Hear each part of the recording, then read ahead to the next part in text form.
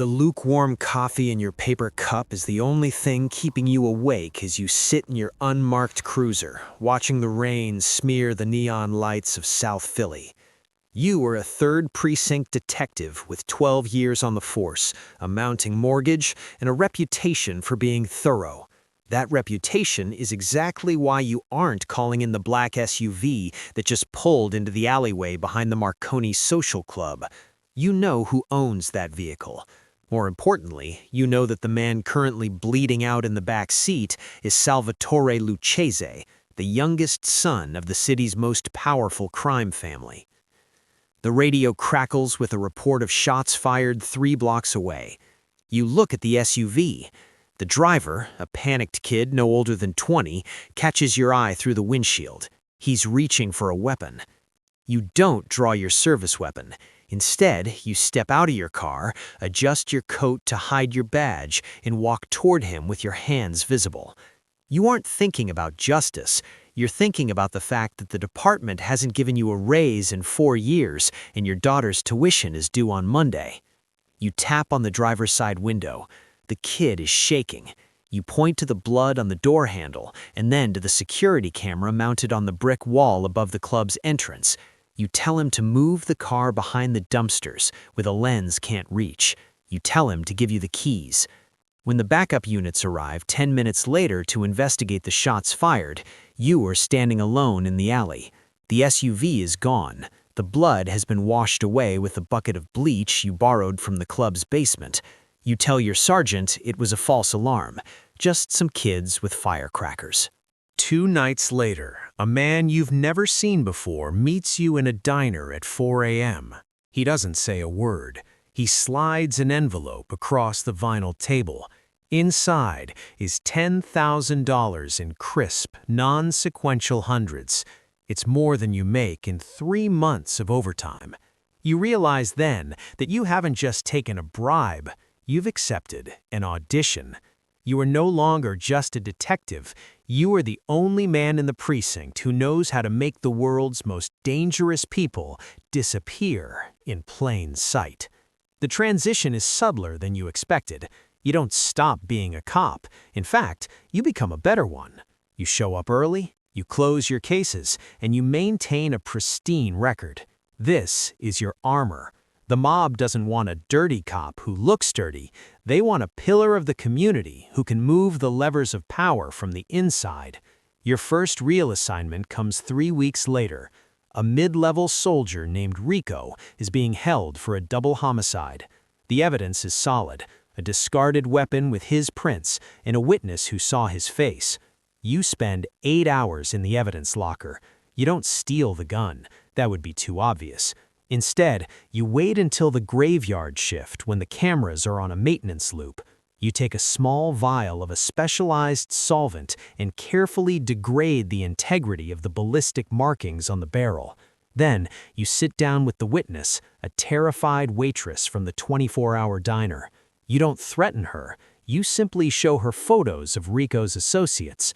You mention, in a casual, almost fatherly tone, how difficult it is for the police to provide 24-hour protection once a trial is over. You watch the color drain from her face. By the time the preliminary hearing rolls around, the ballistics report is inconclusive, and the witness has moved to Ohio without leaving a forwarding address. Rico walks. That night, you find a new car in your driveway, a black sedan, modest enough to not raise eyebrows at the station, but high-end enough to signal your new status. You start to realize that the law isn't a wall. It's a fence with 1,000 different gates, and you hold the master key. You begin to study the hierarchy of the family you now serve. You learn that the boss, Don Velastro, doesn't value violence as much as he values stability. He wants the city to run like a clock, and he wants you to be the one who oils the gears. You find yourself invited to consultation meetings in the back rooms of legitimate businesses, construction firms, olive oil importers, waste management offices. You aren't there to take orders. You are there to provide strategic intelligence. You explain the department's new initiatives, the federal grant cycles for surveillance tech, in which judges are facing re-election and need campaign contributions. You become a bridge between two worlds that are supposed to be at war but are actually in a symbiotic embrace. As your influence grows, so does the psychological weight. You find yourself sitting at dinner with your wife, listening to her talk about the PTA, while your mind is calculating the response time of the SWAT team to a warehouse on the waterfront. You start to see everyone as a potential variable in an equation of risk. Your fellow officers are no longer brothers, they are obstacles to be managed or assets to be subverted. You begin to hand-pick the rookies for your squad, choosing the ones who seem just a little too eager for the finer things, or those with gambling debts you've quietly discovered through your new connections. By your 5th year in the dual role, you are promoted to sergeant. The promotion was engineered by a city councilman who owes his seat to the Velastro family's union influence. Now you have a crew. You aren't just fixing individual cases anymore, you are managing the entire flow of criminal justice in the district. You create a buffer zone around the family's primary interests. When a rival gang tries to move into Velastro territory, you don't call for a hit, you call for a massive multi-agency drug bust. You use the full power of the state to liquidate the competition, earning yourself a commendation for cleaning up the streets while simultaneously securing the family's monopoly.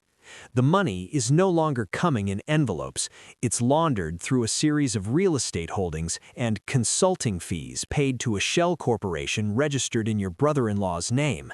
You move $250,000 a year, yet you still wear the same tired polyester suits to the precinct. The contrast is a constant source of internal tension. You are a king in the underworld and a servant in the upper world. You find that you trust the criminals more than the cops. The criminals have a code, however brutal. The cops have a handbook they ignore whenever it suits them. The stakes escalate when the FBI initiates a RICO investigation. They don't go through the local precinct, they set up a task force in a secure facility across town. For the first time, you feel a cold prickle of genuine fear. You are the only one who can see the net closing. You spend weeks monitoring the task force's movements, using your credentials to access restricted databases and tracking which local lowlifes are being brought in for questioning. You identify the weak link, a disgruntled bookkeeper for the family, who has been talking to the feds in exchange for witness protection. This is the moment of no return. Fixing a ballistics report is one thing, neutralizing a federal witness is another. You meet Don Balastro in a darkened garden behind his estate. The old man looks tired, his hands trembling slightly as he prunes his roses. He doesn't ask you to kill the bookkeeper, he asks you to resolve the situation. You use your position to find the safe house. It's a nondescript motel in the suburbs, guarded by 2 U.S. Marshals. You don't send a hitman. Instead, you leak a fabricated report to the Internal Affairs Bureau, claiming that the Marshals are involved in a corruption scandal with the very bookkeeper they are guarding. You trigger an internal investigation that forces the Marshals to be replaced by a secondary team. During the chaotic transition, you ensure the transport vehicle's GPS malfunctions. The bookkeeper never makes it to the new location. He's found 3 days later in the Delaware River. The FBI's case collapses. You are hailed as a hero within the family. Don Velastro brings you into his inner sanctum and kisses you on both cheeks. You are no longer an asset. You are family. But as you walk out into the sunlight, you realize you don't feel like a hero. You feel like a ghost. You've crossed the line that can't be uncrossed, and the man you were 10 years ago, the one who cared about the mortgage and the tuition, is dead. Your identity begins to erode. You find yourself speaking in the same measured, quiet tones as the Don. You start to see the law as a mere suggestion, a set of rules for the civilians who don't understand how the world actually works. You are now a lieutenant, and you have a seat at the table when the heads of the 5 families meet to discuss territory. They treat you with more respect than they treat their own capos. You are the great neutralizer, the man who can make the most complex legal problems vanish with a phone call or a signature. However, power at this level is a predatory thing. The younger generation of mobsters, the ones who didn't grow up with the old codes, start to look at you with envy. They see a cop who has too much influence. They see a man who knows where all the bodies are buried, literally. You begin to receive requests that aren't requests at all. They want you to help them move fentanyl into the schools. They want you to protect human trafficking rings. These are things Don Velastro would never have touched. You realize that the stability you worked so hard to maintain is a lie. The system is inherently unstable because it is built on greed and fear. You find yourself performing a delicate balancing act, protecting the old guard from the new, while keeping the department from realizing that their star lieutenant is actually the consigliere of the city's largest criminal enterprise. The stress becomes physical. You develop a tremor in your hand that you hide by keeping it in your pocket. You stop sleeping more than 3 hours a night. The final escalation occurs when a young, idealistic assistant district attorney starts digging into the procedural errors that have defined your career. She's smart, she's incorruptible, and she's identified a pattern of missing evidence and lost witnesses that leads directly back to your squad. The family wants her gone. They want a permanent solution. For the first time in your career, you hesitate. You look at the file on her desk, the photos of her family, her graduation from law school. She reminds you of your own daughter, who is now a lawyer herself, ironically enough. You realize that if you resolve this situation, you are destroying the very thing you claimed to be protecting when you took that first envelope, a future worth living in. You decide to play a different game. You don't kill the ADA. Instead, you feed her information, real, damaging information on the younger, more violent members of the family. You use her to prune the organization, removing the cancer that is threatening the stability you've built. You frame it as a massive victory for her office. You become her anonymous source, the deep-cover whistleblower who is helping her take down the mob. It's a master stroke of manipulation. The ADA gets her convictions in her headlines. The old guard of the family gets rid of their rivals. And you become even more indispensable. You are now the only man who can navigate the minefield between a crusading prosecutor and a paranoid crime syndicate. You have reached a level of power where you are effectively the shadow governor of the city. But the cost is absolute. You are now 60 years old, and you have no friends. Your wife divorced you years ago, unable to handle the silence and the secrets. Your daughter calls you once a year on your birthday, her voice polite but distant. You sit in your office at the precinct, surrounded by plaques and commendations, and you realize that you are a prisoner. You can't retire, because the moment you lose your badge, you lose your value to the family. And if you lose your value, you are a liability that needs to be liquidated. You are the only detective the Italian Mafia can trust, and that trust is a death sentence. You spend your evenings in a quiet bar on the edge of the city, drinking expensive bourbon and watching the door. You know how the story ends. You've written it 100 times for other people. A car waits in the shadows, a muffled sound in an alleyway, a report that says no witnesses. The phone in your pocket vibrates. It's 2:13 a.m. You recognize the number. It's the personal line of the new police commissioner, a man you helped get appointed. He tells you there's been a shooting at a social club in South Philly. A high-ranking associate is involved. The responding officers are confused. They need a steady hand to take over the scene. You stand up, adjust your coat, and check your service weapon. You feel a strange sense of déjà vu as you walk out into the rain. The cycle is starting again. Somewhere in the precinct, there is a young detective with a mortgage he can't afford and a reputation for being thorough. He's probably sitting in his car right now, watching the neon smear on the pavement, waiting for the moment that will change his life. You realize that you aren't the hero of this story, nor are you the villain. You are the system itself. You are the shadow that the law casts when it stands in front of the light. As you drive toward the crime scene, you think about the envelope you took all those years ago.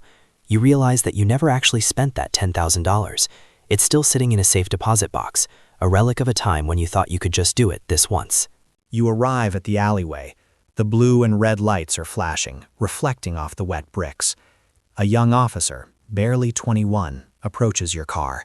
He's pale, his hands shaking as he holds his clipboard. He looks at your badge, then at your face, with a mixture of awe and desperation. "Lieutenant," he says, his voice cracking, "I don't know what to do. The cameras, they were off, and the witness, she's refusing to talk." You look at the kid. You see yourself 30 years ago. You feel a sudden, overwhelming urge to tell him to run, to quit the force, to take his family and move 1,000 miles away, to never look back at this city or the people who run it. But you don't. That's not how the system works. Instead, you put a hand on his shoulder. You give him a small, reassuring smile. You tell him that everything is going to be fine. You tell him that he's done a good job. You ask him if he's ever been to that steakhouse on 5th Street, the one with the private booths in the back. "They have a great espresso there," you say, your voice low and steady, and they appreciate a man who knows how to be reliable. The kid nods, the tension leaving his shoulders. He starts to listen as you explain how to write the report. You show him which details to emphasize and which ones to omit. You teach him the art of the flawed investigation. You watch as the light of idealism fades from his eyes, replaced by the cold, hard glint of survival. You realize that you aren't just the only detective the Mafia can trust.